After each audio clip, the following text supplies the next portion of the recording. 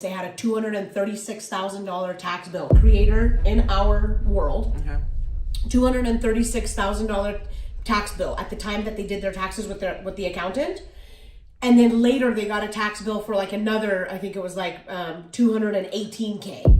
And they got worried and they just paid it, thinking like, okay, we paid one, but I don't want any problems, and they just paid it.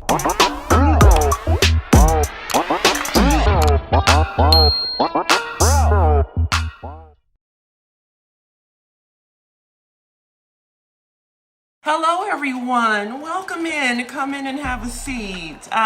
Completely different scene today. I've been introducing y'all all around this house. I know y'all sick of it, but you know, look, we're somewhere else today. And we have a special guest, Britani, right here. We have, and I know a few of y'all have seen her already, because she be at every single event. So get to know the face, okay? We have Miss Jasmine here.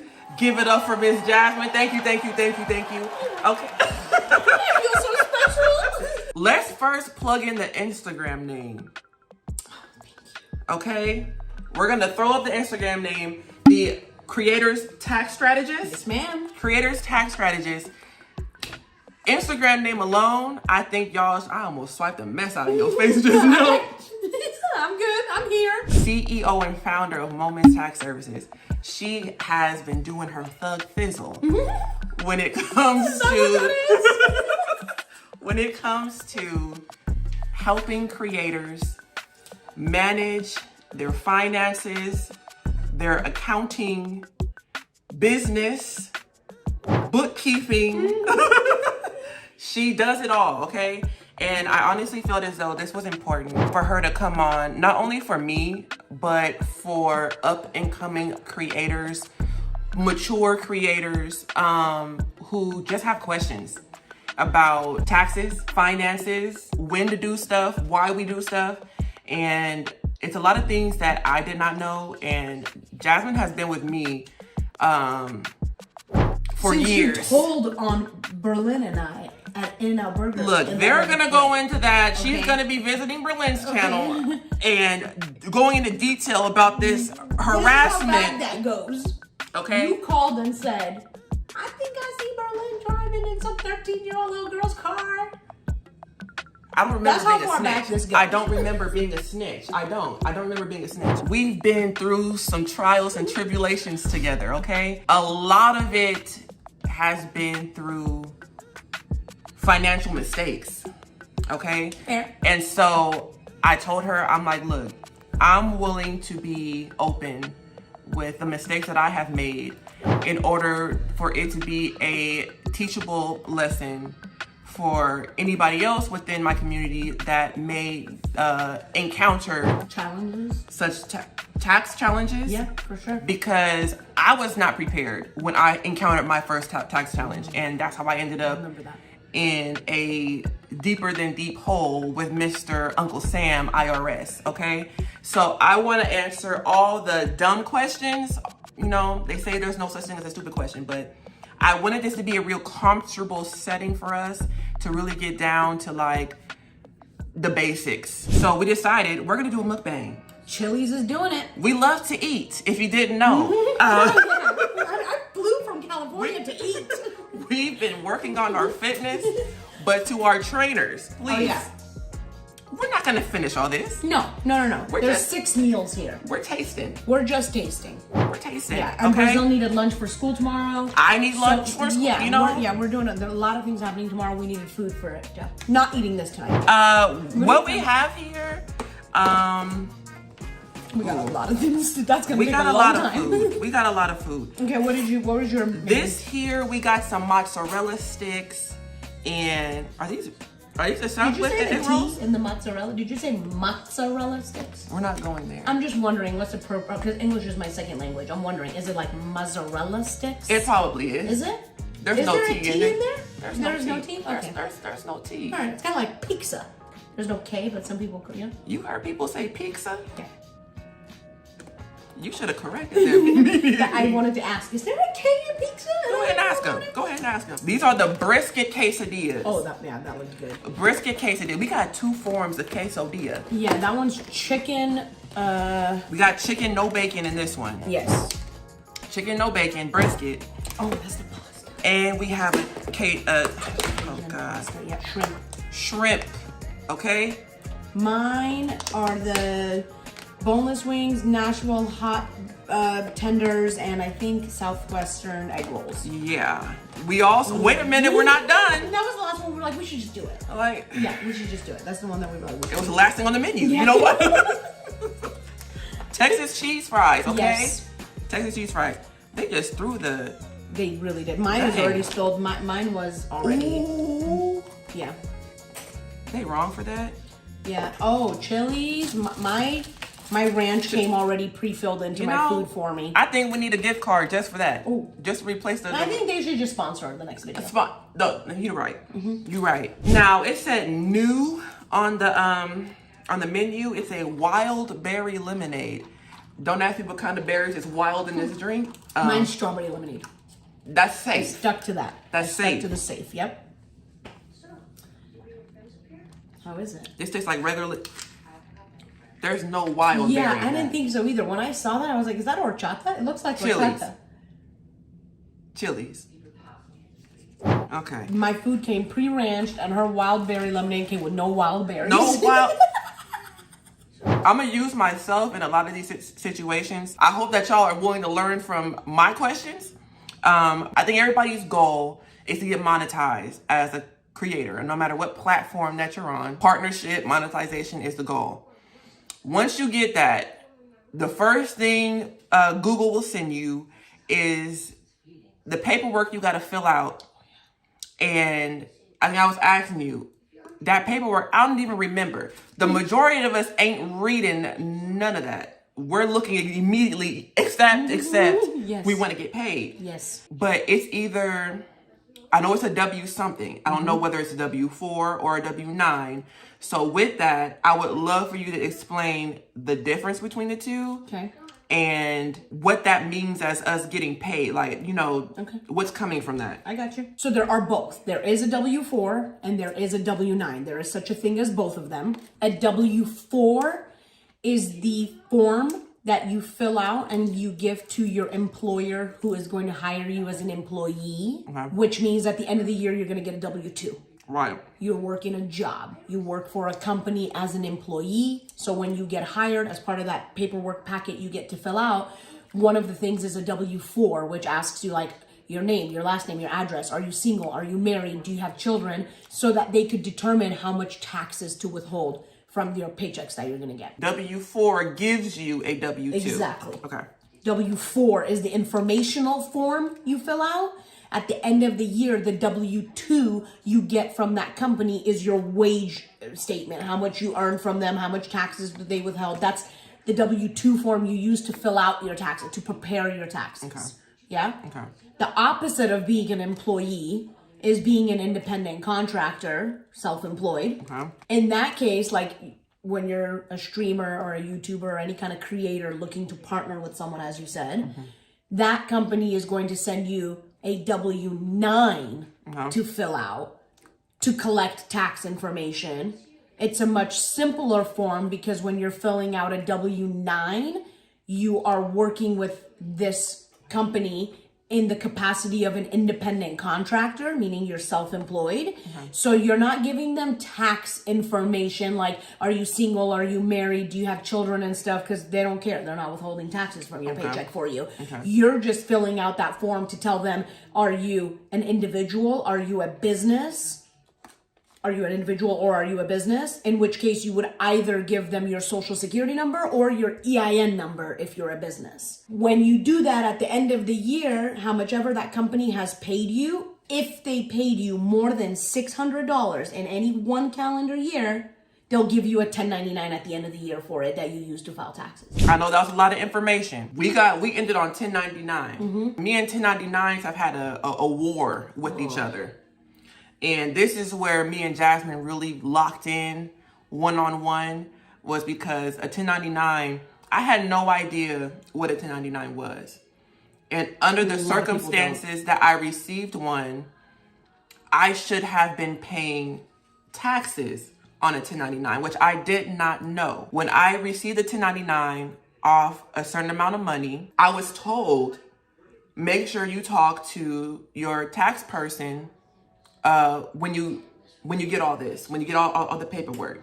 I'm thinking, sure, when I'm ready to file my refund, talk to a tax person. They had no explanation for me, as in, I think they expected me to know. Talk to your tax person so that you could organize your taxes that you're getting from this money you're receiving. I had no clue.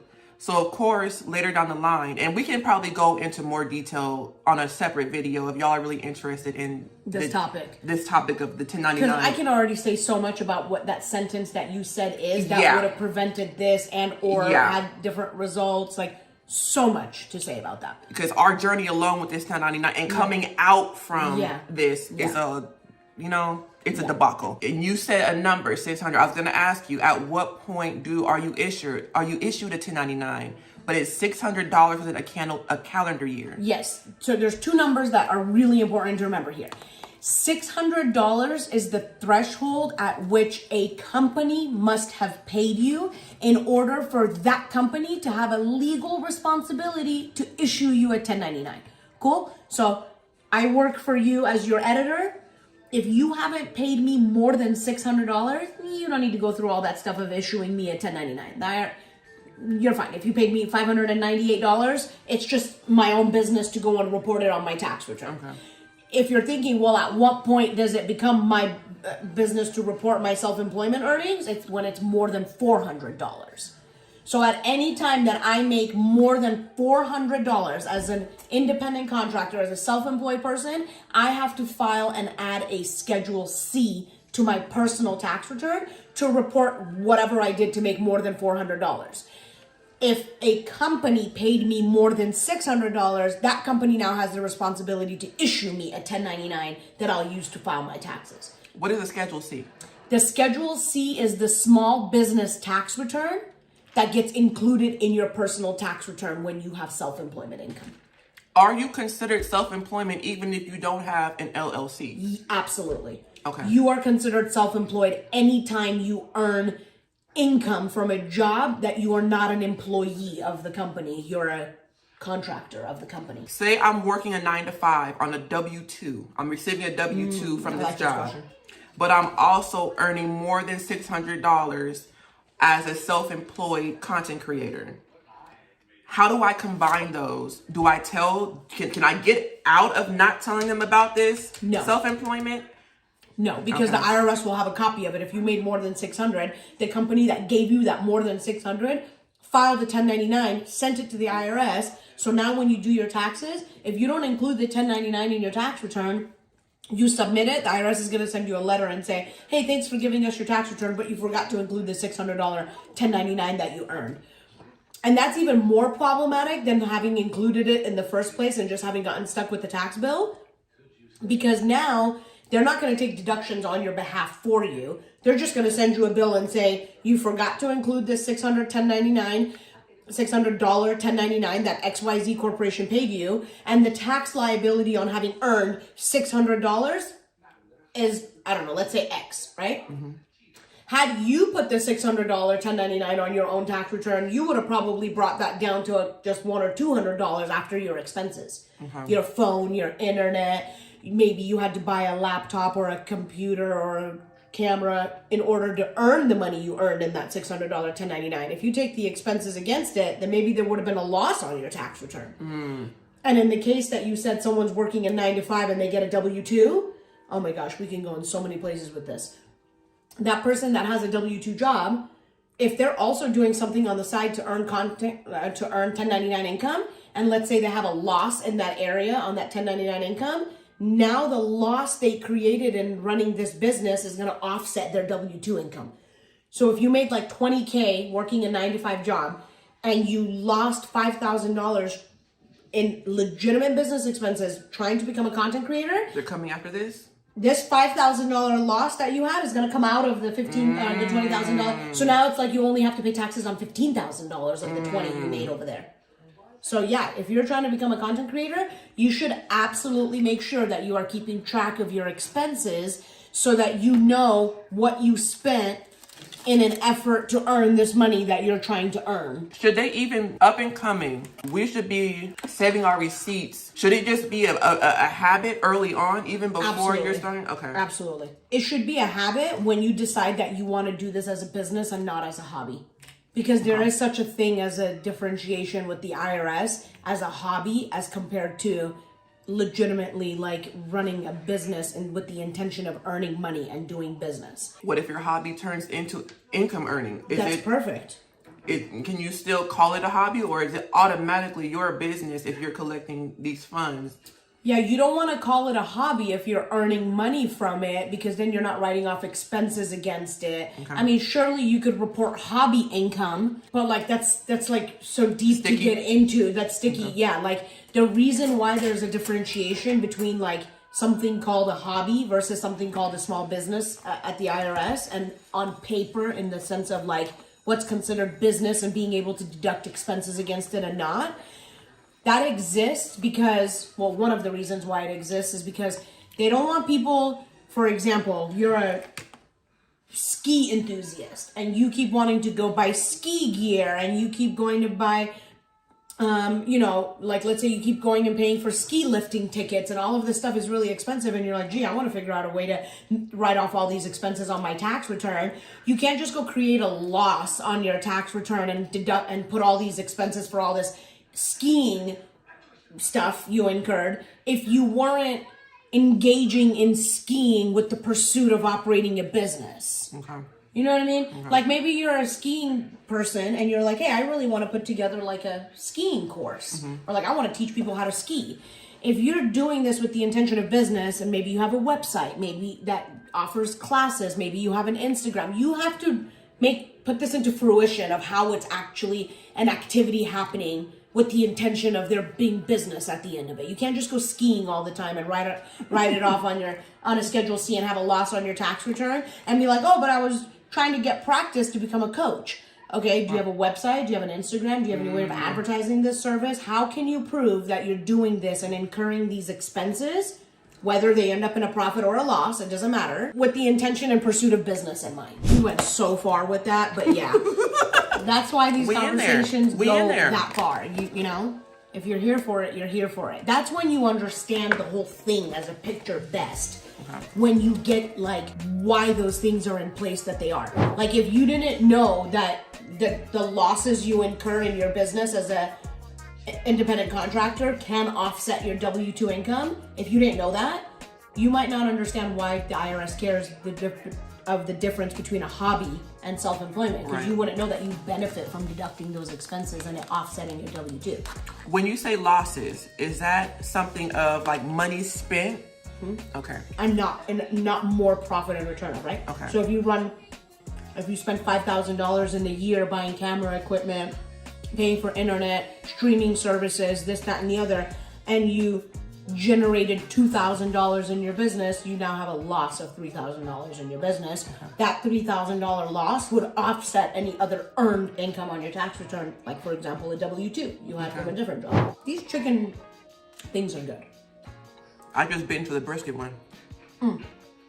It's a hint of like the brisket, but if my eyes were closed, I don't think it was chicken. Content creating, we are earning more than $600 a calendar year. Calendar year is January to December? Yes. January to December. Which is the opposite of fiscal year being any 12 months you start. February to February, March to March. That's fiscal year. Calendar year is literally the calendar, January through December. Okay. I'm making $649 in my calendar year. Mm-hmm. I'm issued a 1099. Mm-hmm. Can I wait until the following tax year to file the taxes associated with this? Or is this something that needs to be done quarterly? Good question. Huh? If it's only this, that's a good question. Were you coached on this answer before? It's just real questions I have. If it's only a $649 1099 and that's all you earned, no, you don't have to do quarterly taxes. You can wait till the next tax year and file your taxes. And I'm saying that with prefacing my answer with one explanation. The point in paying quarterly taxes for people who file quarterly taxes, like self-employed people who file quarterly taxes. The point of paying quarterly taxes is so that you don't owe the IRS more than $1,000 at the time that you file your taxes during tax season. You file quarterly taxes in order to make sure you have anticipated how much money you're going to owe the IRS based on how much money you made in this quarter, and paying them their money in the quarter that you made it, so that you're never borrowing their money interest-free. Meaning you never owe them more than $1,000 at the time that you file your taxes. Otherwise, they consider that you were borrowing their money interest-free. See, I thought quarterly taxes was you just splitting it up into quarters. You are. You know, the intention of it is so that you don't borrow their money interest-free. So like when the money that you earn January, February, and March, we pay taxes on it by April 15th. That way, when next year comes around during tax season, you're filing taxes, you're not filing taxes to pay the IRS. You're filing taxes to reconcile what you already paid them the 4 quarters of the year you're filing taxes for. You're filing the tax return at the end of the end of the year to say, these are all the end of year documents I got. Here are all the W-2s I got. Here are the 1099s I got. I have a house. Here's the mortgage interest, the property taxes. I have a trust, a rental property, whatever the case. All those things come together on the end of year tax return, but you shouldn't owe the IRS more than $1,000 when you prepare that end of year tax return, because you should have been tax planning through the year prior to pay them the amount of money you owe them in taxes for the money you earned in that quarter. Because let's just say like you earn $100,000 in a year. Cash money as a content creator. I say cash money meaning no taxes were taken out. You're an independent contractor. If your tax bill on that is $35,000 because you don't do tax planning and you're not working with a tax strategist, if your bill on that is $35,000, the IRS is not okay with you waiting to give them their $35,000 during tax season, because that means you just borrowed their $35,000 the entire prior year while you were making your money without giving them their money. Right. They are a partner in your business. They're legitimately a business partner. I can agree to that. Exactly. So your goal in working with the tax strategist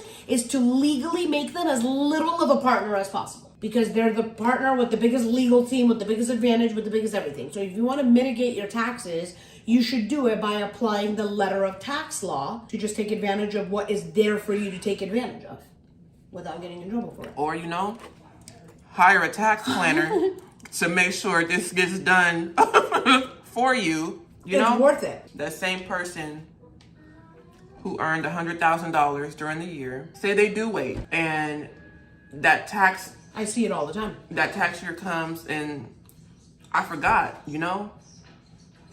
What kind of penalties do you face at that time by waiting? Yeah. There's a penalty. So IRS has all kinds of penalties. There's a failure to file penalty. Penalties, bro. There's a failure to pay penalty. And then there is interest. Okay. Right? So all those things get calculated based on how much you end up owing them. It's not like, if you owe more than $1,000, then you have a $100 penalty. Your penalty and your interest and all of the failure to file, failure to pay, all of that depends on how much you owe them at the end of the year, which is how much you borrowed from them interest-free the year prior. They're coming for theirs. Yes, 100%. Coming for theirs, yours, mine, hers. Everybody's, his wife's, her wife, everybody's. What are you going into next?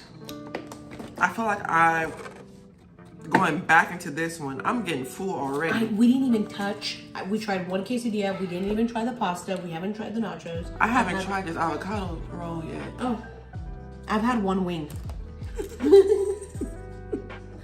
Okay, let's see. I'm struggling with these temporary veneers. I don't want no teeth popping off on this. If they come out on that avocado roll. They're not coming out, but I just... It's kind of soft.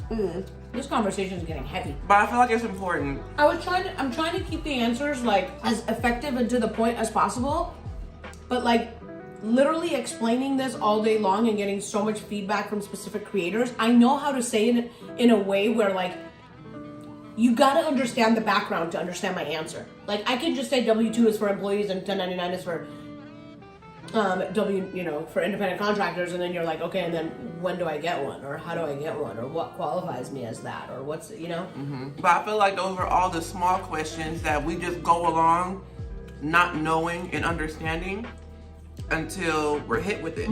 I don't understand it, so I'm just believing whatever you're telling me at this point. And so it's like, we need the information, we need the teachers, you know, the people who are willing, like yourself, to educate. Definitely. It takes time. It takes time. It takes time, but it also needs somebody who can break it down. That's fair. Everybody can't break it down to a point of understanding. That's fair. Creators fall into two categories. They're either creators that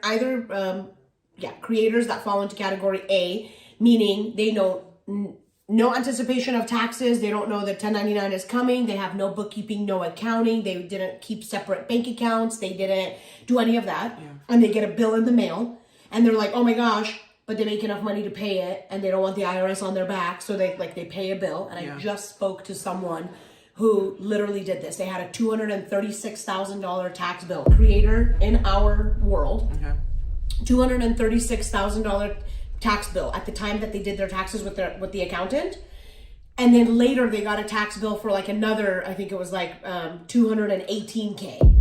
And they got worried and they just paid it, thinking like, okay, we paid one, but I don't want any problems, and they just paid it. And looking at the situation of what the income was and what the overall mess was that was happening, I mean, there was like so many problems, but the solution was so simple that it would have just required a tax preparer or accountant that knew literally, I'm not kidding you, the basics of tax planning. The most basics of tax planning. And that person had like a $400,000 tax bill for absolutely no reason. So anyway, I say that to say, creators fall into two categories. They're either the creators that like have no knowledge of it, no bookkeeping, no accounting, they're not maintaining anything, and they get a bill, they pay it. Or two, they are the creators that have an accountant, preparer, they do the taxes, they submit, they're in compliance, but they're paying boatloads of money in taxes because there's no planning and strategizing or advising or teaching or coaching for those people to be in their day-to-day operations, applying that knowledge. Because, like, I can tell you all day long, I can do it for you all day long, but, like, if you don't know what you need to be doing in your day-to-day while you're operating this business, that is a full, legit blown business, you're never going to be able to take that expertise and that knowledge and all that goodness and bring it down and apply it on this layer where you're operating all day long, where the business functionality is happening all day long. So, yeah, a lot of tax accounting education is necessary in this field. So at what point, if somebody is, you know, starting out and they're just starting to see a flow, you know, a consistent flow of money come in from their content creating, at what point would you recommend they decide to start talking with a tax specialist? Yesterday. Yeah, before it was consistent. It doesn't have to be consistent. The minute that you are earning self-employment income, you should be speaking to somebody that's telling you, one, separate your bank account so that you have your income sporadic, not sporadic, consistent, not consistent, doesn't matter. All of your self-employment income going into a separate bank account than your personal account, and all of your business expenses going out of that same business account that your income is going into. That way, at the end of the year, if you did nothing else, you have one account that you know all your income and expenses came in and out of.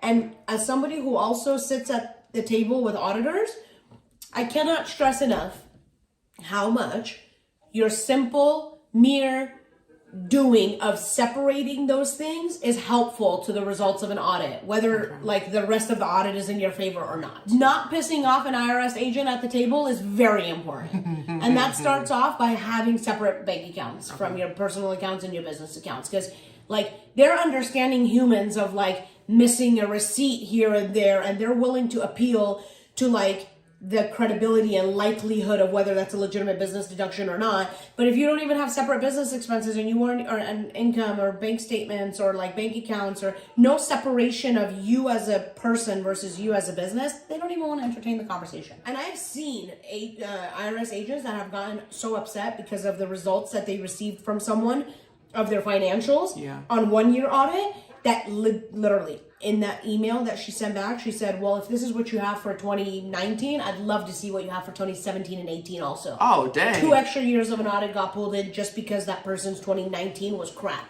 Hope he wasn't scamming.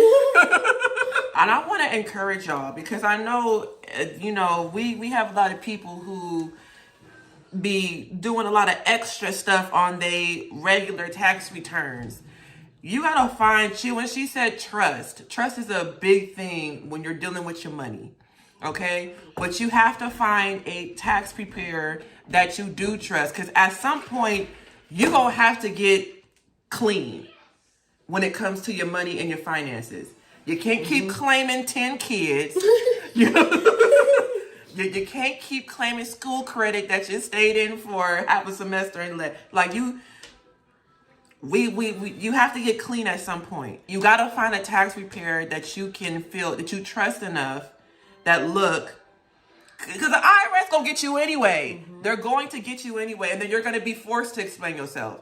So it's better to go in. I'm telling you, if you have a good one, they've heard it all. There's nothing that they have not heard that somebody has done on a tax return. So it's like, to be upfront at the beginning, look, this is where I'm at. This is what I've done in the past. These are my past, put it out there so that they know what they're working with and they can get you out. No surprises. It's like an attorney. Don't leave evidence out there that exists that the other attorney will find in discovery, that you didn't tell your own attorney for their team to find it in discovery, so that they already have a bounce back, reply if it is brought up by the opposing team in counsel. It's just, definitely. I feel as though people think that if they tell their tax preparer that they did something wrong in their past tax returns, that the tax preparer is going to call the police while they're sitting there and have them sent to prison for the 25 to life. That's not. They're going to refuse you, if anything. If the situation, I'll tell you, people have definitely come to me and shown me things on their tax returns and will be like, hey, I didn't even know that this was done on my tax return until I realized that 1, 2, 3 meant this and that, or that until I got a letter from the IRS. I'm going to say this with precaution because I don't want someone to be like, well, when does it constitute, right? Okay.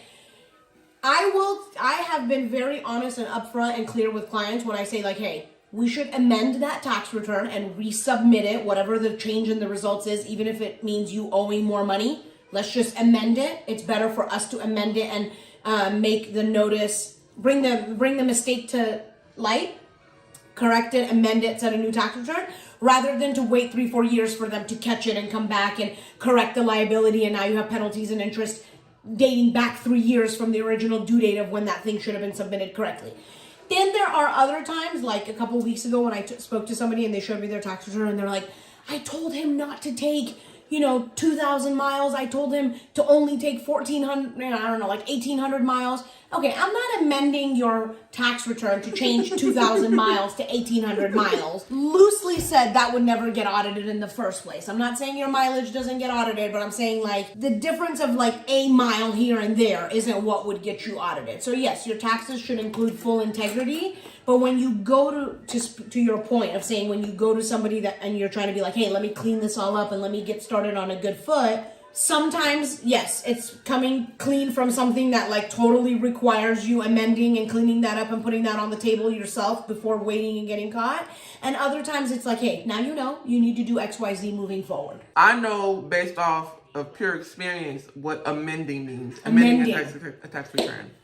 Amending a tax return means simply refiling a tax return that you have already filed.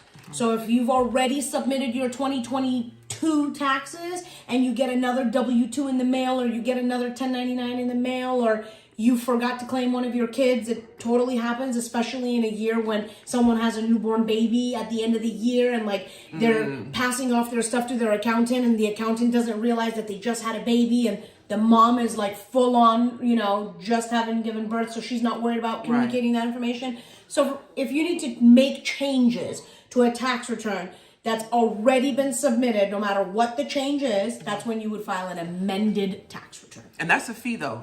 Is there a fee with that? No, not it's free.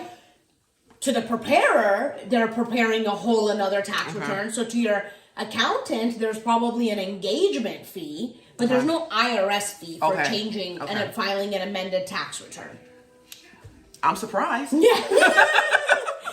Well, there's one place you can add a fee, IRS. You didn't have one there. Oops. We're going to break this up, y'all, into 2 segments. Yeah. One for this one being the more beginning side of content creation, but we're going to do another one that is for the more mature content creators who've been doing this for a little while. and have a little more activity on their business side. That's a great way to put it. You know, Yeah. so we're going to split that up. I have one last question, though, for this side of beginning content creation. Yeah. Is there a too soon of starting up an LLC? Because I know everybody likes to start up, especially when PPP loans came out. Oh, yeah. Is there a too soon for an LLC for a starter content creator? Okay. We have the time, so I'm going to give this like a 1 or 2 minute answer, so it's a thorough answer. Okay. It really depends on what your intention in opening up the LLC is. There are a lot of people that get excited and get TikTok advice. I should say there are a lot of people that get TikTok advice about opening an LLC or like needing an LLC to write off expenses, which is a complete myth. You don't need an LLC in order to be able to write off your expenses. You could do that as an independent contractor on your Schedule C form that we talked about at the beginning of this. You don't need to be an LLC. As a matter of fact, being a single member LLC, you still file the same Schedule C in your personal tax return that you would if you weren't an LLC. Okay? So, I say that to say, again, your intention in opening up an LLC is very important because in some states, there are maintenance fees in holding the LLC. Not to mention, you probably have some tax filing preparation accounting fees for filing taxes for another entity being an LLC aside from your own personal tax return that you have to file. Because when you become an LLC, you're now having to file a separate tax return for that LLC. And I want to stop there to say, like, on the federal side, you're not, because on the federal side, you're filing the same Schedule C that I just said you would if you were a 1099 contractor. But certain states, like California, require you to file a full-blown business tax return on the state side for the LLC. So I say that to say, when you're deciding whether you should become an LLC or not, you need to take into consideration like your goals, what you're already doing in business, what you plan to do in business, and when. And the reason why I give this answer is because it's really, really important for everyone to understand that being an LLC does not save you money on taxes. It is not a tax saving vehicle. It is an asset protection vehicle, meaning you go get an LLC when you want to separate your personal liability from your business liability. You don't go get an LLC to save taxes.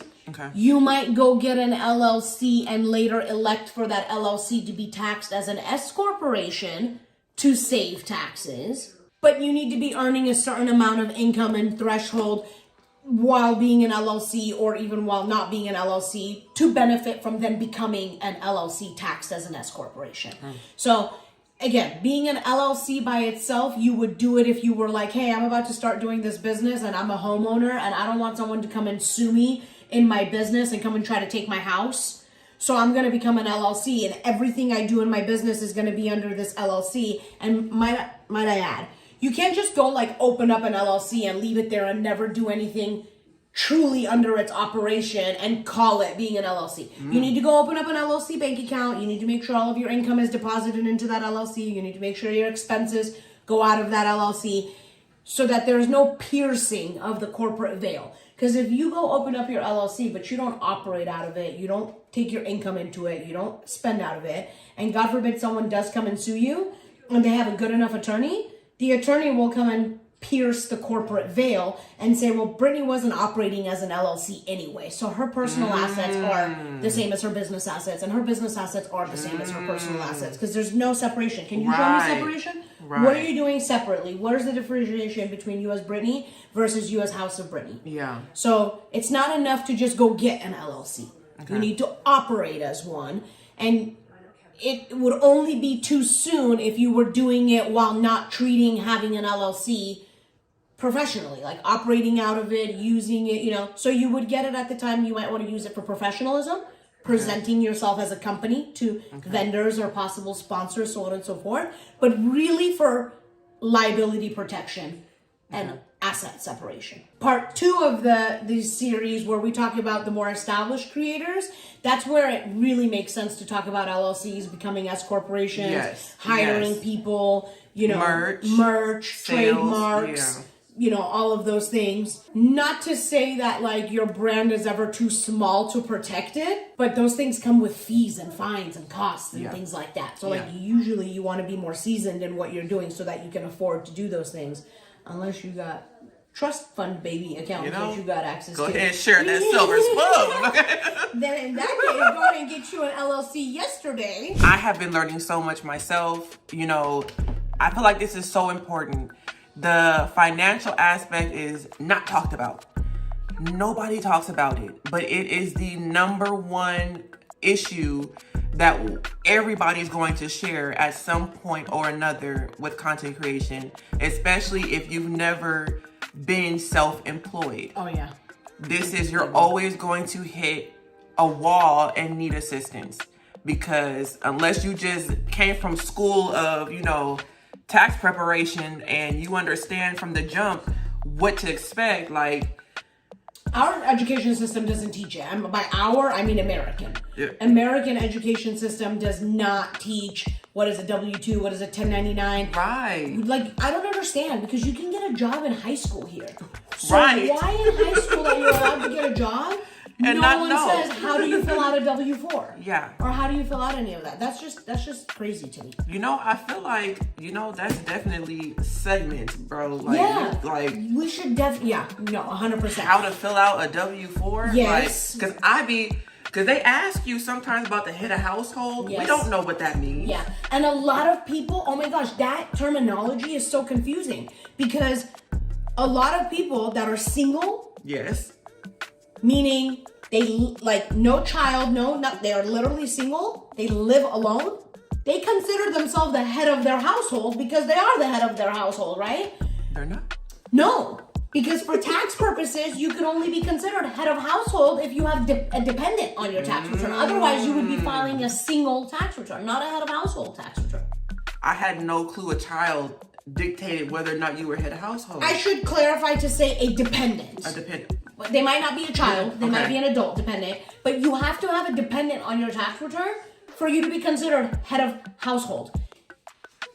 You're considered head of household. I don't want to take anything away from your bill paying. I got a dependent. Okay, you are your head of household, but for tax purposes, you're filing under either single, married, widow, married separate, or head of household. Okay. To be head of household, you're gonna have a dependent. But most people are like, no, like they'll call me like, oh, are you single? Are you married? Or are you head of household? They'll say, no, I'm head of household. When I do the tax return, I'm like, where are your dependents? They're like, I don't have any dependents. Oh, but you said you're head of household. I am the head of my household. I pay all the bills. Nobody told us. Yeah. Nobody tells us this, which is crazy. So we're gonna come back to you guys with the next video. Make sure you guys are subscribed and liking the video. Make sure you guys are following the creators tax strategist on Instagram, and make sure y'all go ahead and click her link for Moment Tax Services and get you a consult, because I know you need it. And There are 15-minute discovery calls that are free. You can book with my team, and you can find out, like, are you a content creator that needs to think about preparation? Are you a content creator that needs to think about planning? Are you not a content creator and you just have to file taxes because you have a W-2 job? You can get on a 15-minute free discovery call with either myself or my team and just figure out what you need to do without paying anything. I'm telling you right now, when she calls her the creator's tax strategist, I guarantee you your favorite creator, no matter where they are across the board, uses her. So please understand, she's great at what she does. She's loves to teach. Everybody there is knowledgeable. So I just want y'all to be prepared, be smart, be wise, use your understanding, and use the help where it's offered, because it's no fun being on the other side of the IRS stick. I'm gonna let you know that. So we'll see you in the next one. We'll see you in the next one. Bye, guys. Bye, guys. Yay, taxes.